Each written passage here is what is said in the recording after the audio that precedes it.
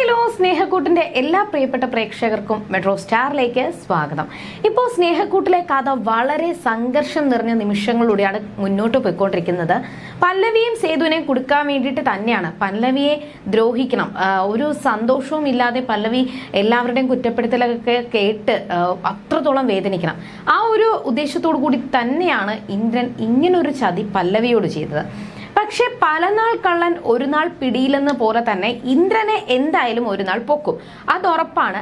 എന്നാൽ അതിനു മുന്നേ തന്നെ പല്ലവിയെ രക്ഷിക്കണം. ആ ഒരു ലക്ഷ്യമാണ് സേതുവിന്റെ മുന്നിലുള്ളത്.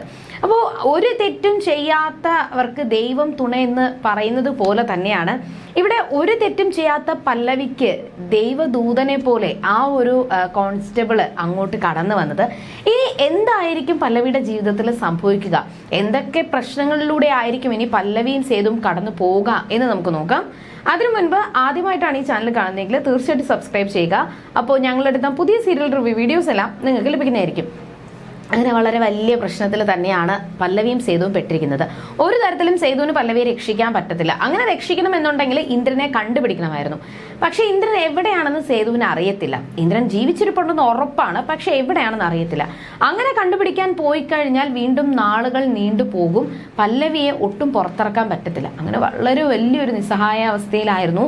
അപ്പൊ നിരഞ്ജന മാഡം ഒരുപാട് പല്ലവിക്ക് സഹായം ചെയ്തതാണ്. എന്നാൽ ആ ഒരു മുകളിൽ നിന്നുള്ള പ്രഷർ കാരണം നിരഞ്ജന മാഡത്തിനും അവസാനം ഒന്നും ചെയ്യാൻ പറ്റാത്ത അവസ്ഥയായിപ്പോയി.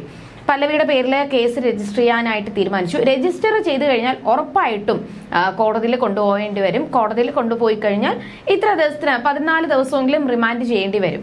അങ്ങനെ റിമാൻഡ് ചെയ്തിട്ട് കുറ്റവാളി അല്ല എന്ന് തെളിഞ്ഞാൽ പോലും എല്ലാവരും ജയിലിൽ പോയ പെൺകുട്ടിയായിട്ടേ പല്ലവിയെ കാണത്തുള്ളൂ. അവസാനം പല്ലവി തീരുമാനിച്ചു, തന്റെ ജീവിതം ഇങ്ങനെ ആയിപ്പോയി. ഒരു വിവാഹം കഴിച്ചതിന്റെ പേരിൽ താൻ അനുഭവിക്കേണ്ടതിനപ്പുറം അനുഭവിച്ചു. ഇനിയൊന്നും അനുഭവിക്കാനില്ല. അതുകൊണ്ട് ആ ഒരു രജിസ്റ്ററിൽ ഒപ്പിടാനായിട്ട് പല്ലവി തീരുമാനിച്ചു. ഒപ്പിട്ട് കഴിഞ്ഞാൽ കേസ് രജിസ്റ്റർ ചെയ്തതാവും. അങ്ങനെ പല്ലവി ഒപ്പിടാൻ പോകുന്ന ആ ഒരു നിമിഷമാണ് പല്ലവിയെ രക്ഷിക്കാനായിട്ടുള്ള ആ ഒരു തെളിവുകളുമായിട്ട് ആ ഒരു പോലീസ് കടന്നു വരുന്നത്. ആ ഒരു വലിയൊരു ഫയലുമായിട്ടാണ് അയാൾ വന്നത്. ഉടനെ തന്നെ നിരഞ്ജനയോട് ആ ഒരു ഫയൽ കൊടുത്തതിന് ശേഷം ഇന്ദ്രന്റെ പോസ്റ്റ്മോർട്ടം റിപ്പോർട്ട് കിട്ടിയെന്ന് പറഞ്ഞു. അപ്പോൾ പിന്നെ പല്ലവി ഒപ്പിട്ടില്ല. എന്താ സംഭവം എന്ന് കേൾക്കാൻ വേണ്ടിയിട്ട് ഇരിക്കുവാണ്. അപ്പോൾ നിരഞ്ജനയോട് പറഞ്ഞു, മാഡം ഇന്ദ്രന്റെ പോസ്റ്റ്മോർട്ടം റിപ്പോർട്ട് കിട്ടിയിട്ടുണ്ട്. ആ പുഴയിൽ നിന്നും കിട്ടിയ ബോഡി ഒരിക്കലും ഇന്ദ്രന്റേതല്ല. അത് കഴിഞ്ഞ ദിവസം പുഴയിലോട്ട് ചാടി ആത്മഹത്യക്ക് ശ്രമിച്ച ഒരാളുടെ ബോഡിയാണെന്നും അത് ഇന്ദ്രന്റെ ബോഡി അല്ലെന്നും പോസ്റ്റ്മോർട്ടത്തിൽ വ്യക്തമായിട്ട് എഴുതിയിട്ടുണ്ട്. അപ്പോൾ നിരഞ്ജനയ്ക്ക് ഒരുപാട് സന്തോഷം തോന്നി. ആ പോലീസുകാരനോട് പറഞ്ഞിട്ട് സേതുവിനെയും മാഷിനെയും അകത്തോട്ട് വിളിക്കാനായിട്ട് പറഞ്ഞു. അവർ വന്നുടനെ തന്നെ ഇനി പല്ലവിയും കൊണ്ട് പോകാനായിട്ട് പറ്റും. പല്ലവിയുടെ പേരിൽ യാതൊരു കേസും വരത്തില്ല. ഇന്ദ്രന്റെ പോസ്റ്റ്മോർട്ടം റിപ്പോർട്ട് കിട്ടിയിട്ടുണ്ട്. ബോഡി ഇന്ദ്രന്റേതല്ല. അപ്പോൾ ഉറപ്പായിട്ട് ഇന്ദ്രൻ ജീവിച്ചിരിപ്പുണ്ട് എന്ന് തന്നെ ഉറപ്പിക്കാൻ പറ്റും. മിസ്സിംഗ് ആണെന്നേ വരത്തുള്ളൂ. ഇനി ഇന്ദ്രൻ എന്തായാലും തിരിച്ചു വരും, സാധ്യതയുണ്ട്.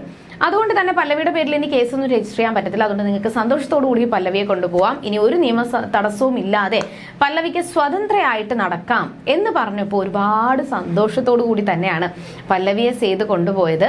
പക്ഷേ തൻ്റെ പൊന്നുമടം വീട്ടിലോട്ട് കൊണ്ടുപോകാം എന്ന് പറഞ്ഞപ്പോഴും പല്ലവി ഒന്ന് തയങ്ങി.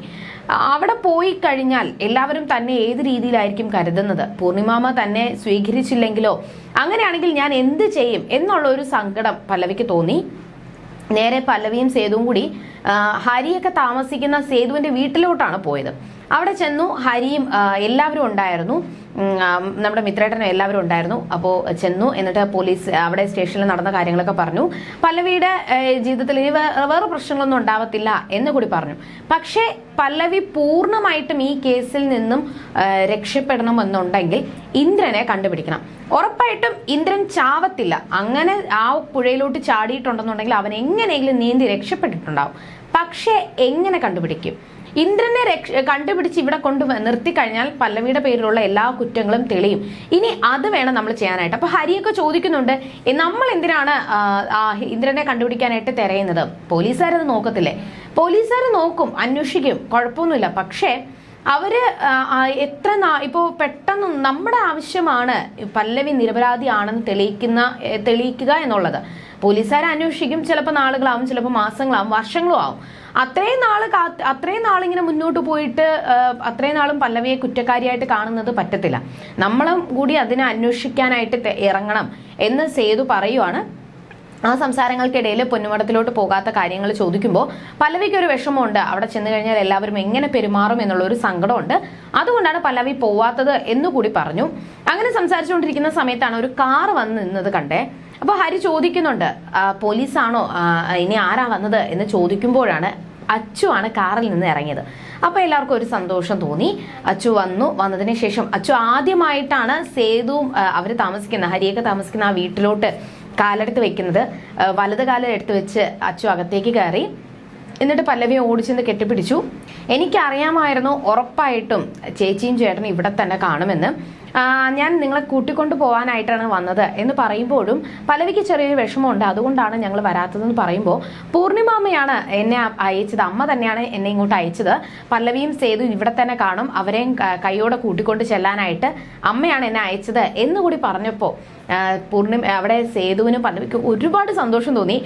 സേതു പറയുന്നുണ്ട്, കണ്ടോ എനിക്കറിയായിരുന്നു എൻ്റെ അമ്മ, അത് മാധവമേനോന്റെ ഭാര്യയാണ്. അപ്പോൾ ആ ഒരു നന്മ എപ്പോഴും പൂർണിമാമ്മ കാണിക്കും, നമുക്കിപ്പോൾ തന്നെ പോകാം എന്ന് പറയുമ്പോൾ അച്ചു ആദ്യമായിട്ടാണ് ആ വീട്ടിലോട്ട് വരുന്നത്. അപ്പോൾ ഒരു ഗ്ലാസ് ചായയൊക്കെ കൊടുത്ത് സന്തോഷത്തോടെ പറഞ്ഞയക്കാം എന്ന് പറഞ്ഞ് മിത്രേട്ടൻ അവിടെ അവരെല്ലാവരും കൂടി ചേർന്ന് ചായയും ഒക്കെ ഉണ്ടാക്കിക്കൊണ്ടിരിക്കുകയാണ്. അപ്പോൾ നേരെ തിരിച്ച് എല്ലാവരോടും കൂടി ചോദിക്കുന്നുണ്ട്, അത് ആരുടെ ഓട്ടോയാണ്, ആ മുറ്റത്തൊരു ഓട്ടോ കിടക്കുന്നുണ്ട്, അത് ആരുടെയാണെന്ന് അച്ചു ചോദിക്കുകയും ആ ഓട്ടോ ഞങ്ങളുടെ ഓഫീസ് വണ്ടിയാണ്, ഇവിടത്തെയാണ്. എന്നാൽ എനിക്കൊരു ആവശ്യം ഉണ്ടായിരുന്നു, എനിക്ക് കടയിൽ പോയി തുണി മേടിക്കാനുണ്ടായിരുന്നു, തയ്ച്ച തുണി മേടിക്കാനുണ്ടായിരുന്നു. അപ്പോൾ ആരെങ്കിലും ആ വണ്ടി എടുത്തിരുന്നു എങ്കിൽ എനിക്ക് പോയിട്ട് പെട്ടെന്ന് തന്നെ വരാമായിരുന്നു എന്ന് പറയുമ്പോൾ ഇവിടെ ആരുണ്ടാകും എന്ന് പറയുമ്പോൾ നമ്മുടെ ഹരി ഇങ്ങനെ തയങ്ങി നിൽക്കുവാണ്. ഉടനെ തന്നെ സേതു ഓടിപ്പോയി ഹരിയോട് പറഞ്ഞു, ഹരി നീ പോയി വണ്ടി എടുത്ത് അച്ഛനെ കൊണ്ട് തുണി മേടിച്ചിട്ട് പെട്ടെന്ന് തന്നെ തിരിച്ചു വരാനായിട്ട് ഹരിയോട് പറഞ്ഞു. അപ്പോൾ ഹരിക്കൊരു വെപ്രാളം, എന്തെന്നില്ലാത്ത വെപ്രാളം, എന്താണെന്ന് അറിയത്തില്ല, ചെറിയൊരു ടെൻഷനുണ്ട്. അപ്പോൾ സേതുവേട്ടൻ പറഞ്ഞ വാക്ക് പറ്റത്തില്ല എന്ന് പറയാൻ പറ്റാത്തത് കൊണ്ട് തന്നെ ഹരി ശരി എന്ന് പറഞ്ഞ് വണ്ടി എടുത്തു. അച്ഛനും കൂടെ പോകുന്നുണ്ട്. പോകുന്ന വഴിക്ക് അച്ഛൻ ഓരോ കാര്യങ്ങൾ ഹരിയോട് ചോദിക്കുന്നുണ്ട്. എന്നാൽ അതൊന്നും ഹരി കാര്യമാക്കുന്നില്ല. ആ ഒരു ഷൂട്ടിങ്ങിനെ പറ്റിയും പിന്നെ തൻ്റെ വിവാഹത്തെ പറ്റിയൊക്കെ ചോദിക്കുന്നുണ്ട്, അതൊന്നും കാര്യമാക്കിയില്ല. പോകുന്ന വഴിക്ക് അച്ചു ഇവിടെ വണ്ടി നിർത്താൻ വേണ്ടിയിട്ട് പറഞ്ഞു, ഇറങ്ങി. എന്നിട്ട് ജീവിതത്തെക്കുറിച്ച് ഒരുപാട് കാര്യങ്ങൾ ഹരിയോട് സംസാരിക്കുവാണ്. അപ്പൊ അതൊന്നും ഹരിക്ക് മനസ്സിലായില്ല. അപ്പൊ അച്ചു എന്താ ഇതൊക്കെ എന്നോട് എന്തിനാ പറയുന്നത് എന്ന് ചോദിക്കുമ്പോഴാണ്, ഞാൻ വിവാഹം കഴിക്കാൻ പോകുന്ന നിഖിലിനെ എനിക്ക് ഒട്ടും ഇഷ്ടമല്ല, ഒരിക്കലും ഞാൻ വിചാരിച്ച ഒരു പുരുഷനല്ല നിഖില്, ഞാൻ ഒരുപാട് ആഗ്രഹിച്ച ഒരാളല്ല നിഖില്, ഒരിക്കലും നിഖിലും ഞാനും തമ്മിൽ ചേരത്തില്ല എന്നൊക്കെ പറയുകയും തൻ്റെ ജീവിതത്തിൽ നിഖില് കാരണം ഉണ്ടായ സംഭവങ്ങളെ പറ്റിയും അച്ചു വിശദീകരിക്കുന്നുണ്ട്. അതുകൊണ്ട് തന്നെ എനിക്ക് ഒരിക്കലും നിഖിലിനെ ഇഷ്ടമല്ല, എനിക്ക് ഇഷ്ടമായത് മറ്റൊരാളെയാണ്. അപ്പൊ ഹരി എടുത്ത് ചോദിച്ചു, അത് ആരാ അച്ചു, കാര്യം പറ, ആരാണെങ്കിലും നമുക്ക് കല്യാണം നടത്താം എന്നൊക്കെ പറയുമ്പോഴാണ് അച്ചു പറഞ്ഞത്, എനിക്ക് ഹരിയാണ് ഇഷ്ടപ്പെട്ടത്, എനിക്ക് ഹരിയെ വിവാഹം കഴിക്കണമെന്ന് ആഗ്രഹമുണ്ട്. ഉടനെ ഹരി ഷോക്കായി. കാരണം എന്തിനാണ് എന്ന് ഹരിക്കറിയാം, ഒരിക്കലും അച്ചുവും താനും തമ്മിൽ ചേരത്തില്ല. പ്രത്യേകിച്ച് ഋതുവിന് തന്നെ കണ്ടുകൂടാ, സ്വാതിക്കും അതുപോലെ തന്നെ. അപ്പൊ പിന്നെ താൻ ആ ഒരു കുടുംബത്തിലോട്ട് വരാനുള്ള ആ ഒരു സാഹചര്യമല്ല, അത്രത്തോളം വലിയൊരാളല്ല ഞാൻ, ഒരു അനാഥനാണ്. അങ്ങനെയുള്ളപ്പോൾ എന്നെ ഇഷ്ടമായി എന്ന് പറയുമ്പോൾ പിന്നെ ഇനി ഇതിന്റെ മുന്നോടിയായിട്ട് എന്തൊക്കെ പ്രശ്നങ്ങൾ വരുമെന്ന് ഹരിക്ക് ഊഹിക്കാം. എന്നാൽ അച്ചുവിന് ഹരിയെ തന്നെ മതി എന്നുള്ള ഒരു നിലപാടിലാണ്.